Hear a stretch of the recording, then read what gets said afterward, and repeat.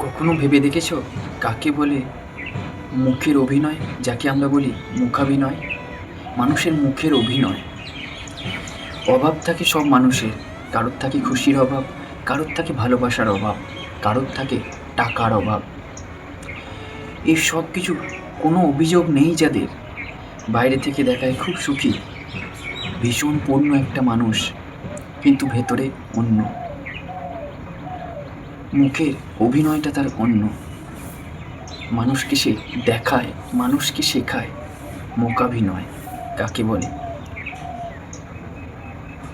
কিভাবে মনের দরজা, কিভাবে মনের তালা বন্ধ করে মুখ খুলতে হয় তাকে দেখে বোঝা যায়।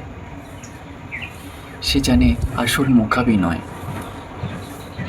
ভালো না লাগলেও প্রশংসা করতে জানে, ভালো না বাসলেও বলতে জানে ভালোবাসি। পছন্দ না হলেও হাসি মুখে বলতে পারে আহা কি সুন্দর, কি দারুণ। অন্তরের কোনো অনুভূতি নেই, অথচ মনে আছে সাহস। মুখের এক অসম্ভব অভিনয়, একটা পরম তৃপ্তি।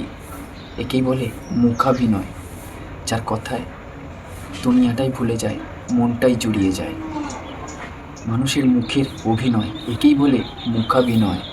মানুষের ব্যবহারই মানুষের পরিচয়।